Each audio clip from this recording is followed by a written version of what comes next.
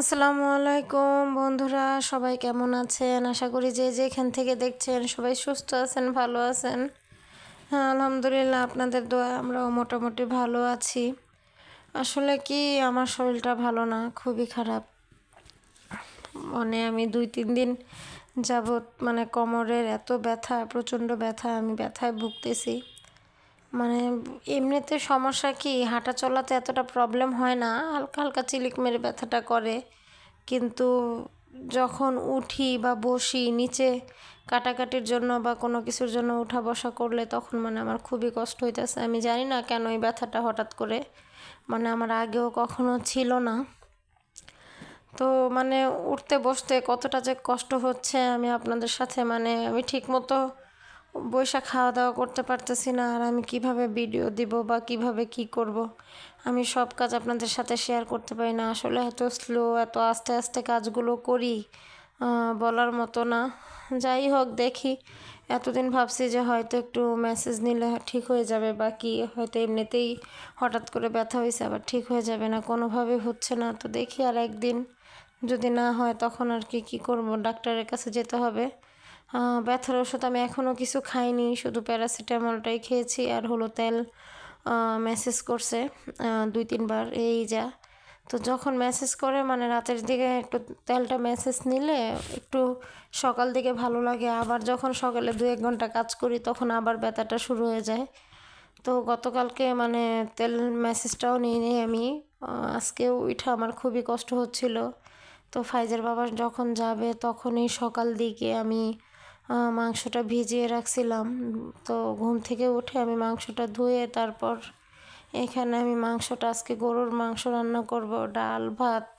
তো মাংসটা আমি এখানে মশলা, হলুদ মরিচ আদা রসুন যা আছে সব কিছু দিয়ে দিব। আর মশলাটা আমি রেডি মিক্স বিফ মশলা, ওইটা ইউজ করব। তো বন্ধুরা, সেই জন্যই আপনারা সবাই ক্ষমার দৃষ্টিতে দেখবেন, আমি ভালোভাবে কোনো ভিডিও করতে পারতেছি না, ভালো সার্ভিস দিতে পারছি না। আশা করি আপনারা সঙ্গে থাকবেন।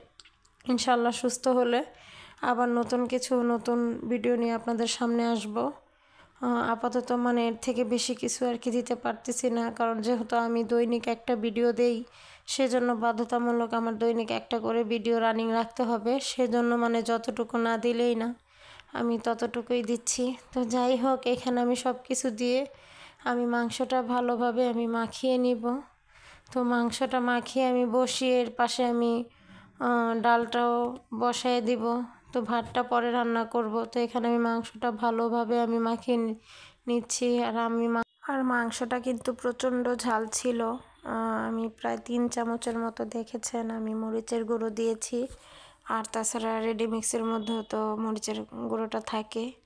তো সব মিলিয়ে ভালোই ঝাল ছিল।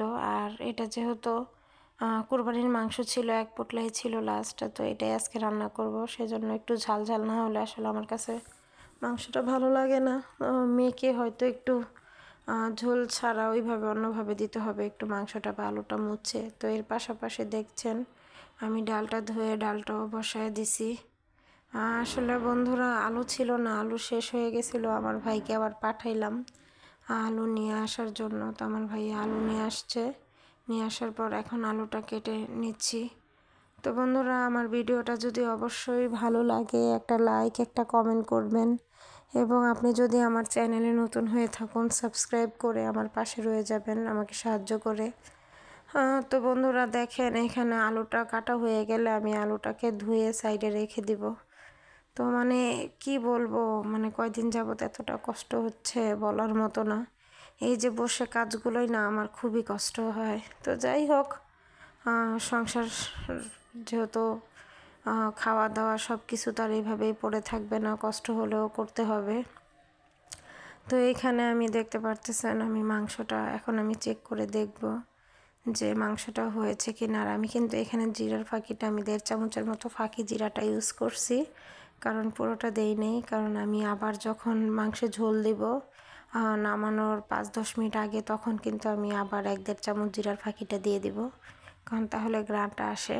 তো যাই হোক, আমি এখানে কারণ যেহেতু আমি সব মশলাটা বাটা ইউজ করিনি, তো সেই জন্য আর কি আমি জিরার ফাঁকিটা কিছুটা একটু বাড়িয়ে আবার শেষের দিকে দিব। তো এখানে আমি এখন আলুগুলো দিয়ে দিব। আলুগুলো দিয়ে আমি কষিয়ে নিব। তো এখানে মোটামুটি আমার মাংসটা কষাতে কষাতে ডাল রান্নাটাও প্রায় শেষের দিকে। আমি ডালটা বাগার দিয়ে তারপরে মাংসের মধ্যে আমি গরম পানি ইউজ করব। আমি গরম পানিটা বসিয়ে দিব। এই তো আমার ডালটা বাগার দেওয়া কমপ্লিট হয়ে গেছে। দিয়ে আমি এখন মাংসের জন্য গরম পানি বসিয়ে দিছি। তো এখানে আমার মাংসটাও কষানো হয়ে গেছে। কালারটা দেখে নিশ্চয়ই বুঝতে পারতেছেন যে কতটা ঝাল। তবে মাশাআল্লাহ খুব ভালো হয়েছিল, খেতে খুব ভালো ছিল। আমার মেয়েকে আমি আমার ভাতের সাথে আলুটা মাংসটা একটু মুছে মুছে তারপরে ওকে আমি আলাদাভাবে ওকে আমি খাওয়াইছি।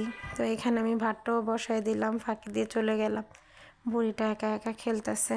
তো আমি এখানে বারান্দায় কাপড় লেড়ে দিছিলাম, আর সকালে ঘুম থেকে উঠে আমি ফাইজার 2টা কাঁথা ধুয়ে দিছিলাম বারান্দায়। তো আজকে প্রচুর রোদ ছিল, তো শুকিয়ে গেছে। তো এই ফাঁকে আমি এগুলো এনে বাস করে রেখে দিচ্ছি। তো আমি ঘুম থেকে উঠেই বিছনা ঘরটর সব ঝাড়ু দিয়ে রেখে দিছিলাম। আপনাদের সাথে ওই যে বললাম না যে খুবই আস্তে আস্তে যতটুকু সম্ভব ততটুকু কাজ করি, সেজন্য সব কিছুই শেয়ার করি না। যতটুকু না করলেই না ততটুকু শেয়ার করি। আশা করি সবাই ক্ষমার দৃষ্টিতে দেখবেন। তো এই তো এখানে আমার মোটামুটি রান্না কাজ কাম প্রায় ডান, রান্নাটাও হয়ে আসছে। তো বন্ধুরা, আজকের মতো ভিডিওটা এই পর্যন্তই। পরবর্তীতে নতুন কোনো ভিডিও নিয়ে আসবো আবার ইনশাল্লাহ। আসসালামু আলাইকুম।